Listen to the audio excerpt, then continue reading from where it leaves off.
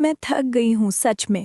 ذرا دیکھو اس کی پروفائل، کتنی خوش ہے، کتنی سپورٹیو فیملی ہے اس کی. اور ایک میری قسمت ہے، جہاں دیکھو وہاں مسئلے، کبھی گھر والوں کی چخ چخ، کبھی رشتہ داروں کے تانے. آخر میرے ہی نصیب میں یہ ٹاکسک لوگ کیوں لکھے ہیں؟ اللہ مجھے ہی کیوں ٹارگٹ کرتا ہے ہر بار؟ ردا، سنبھالو خود کو. تمہیں لگتا ہے تمہاری تکلیف سب سے بڑی ہے کیونکہ تم صرف دوسروں کا ظاہر دیکھ رہی ہو.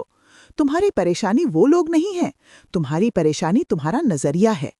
کیا تم نے قرآن کی وہ آیت کبھی غور سے پڑھی ہے جہاں اللہ نے بتایا ہے کہ یہ برے لوگ تمہاری زندگی میں کیوں ہیں؟ کیا مطلب؟ قرآن میں اس کے بارے میں بھی لکھا ہے؟ ہاں، رکو، میں تمہیں سمجھاتی ہوں کہ یہ امتحان دراصل ہے.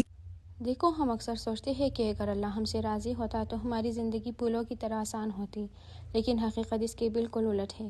اللہ تعالیٰ قرآن میں سورہ الفرقان آیت 20 میں صاف فرماتا ہے، اور ہم نے تم میں سے ہر ایک کو دوسرے کے لیے فتنہ یعنی آزمائش بنا دیا ہے. کیا تم صبر کرو گے؟ اس کا مطلب سمجھتی ہو؟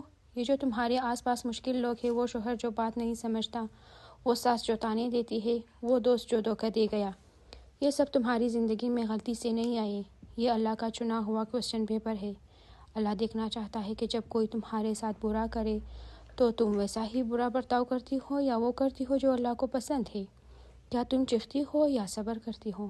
حضرت محمد مصطفیٰ صلی اللہ علیہ وآلہ وسلم نے فرمایا، صبر وہ ہے جو صدمے کے شروع میں کیا جائے. اگر سب کچھ بکھرنے کے بعد ہم شور مچا دیں اور پھر بعد میں چپ ہو جائے تو وہ مجبوری ہے، صبر نہیں. یاد رکھو، ہیرا بھی تبھی چمکتا ہے جب اسے گھسا جاتا ہے. تمہارے کردار کو نکھارنے کے لیے اللہ نے ان مشکل لوگوں کو تمہاری زندگی میں بھیجا. وہ تمہیں تکلیف دے رہے ہیں تاکہ تمہارا درجہ اللہ کی نظر میں بلند ہو جائے. تو اگلی بار جب کوئی دل دکھائے، اسے دشمن مت سمجھو. یہ سوچو کہ یہ ایک ذریعہ ہے مجھے جنت کے قریب لے جانے کا. سوال یہ نہیں ہے کہ وہ کیا کر رہے ہیں، سوال یہ ہے کہ تمہارا جواب کیا ہے. اللہ اکبر! میں انہیں اپنی بدقسمتی سمجھ رہی تھی جبکہ وہ میری آزمائش تھے.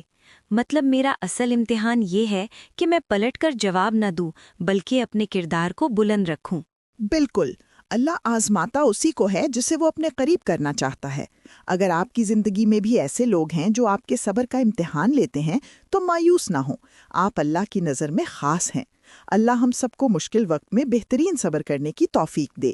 کامنٹ میں دل سے آمین لکھیں.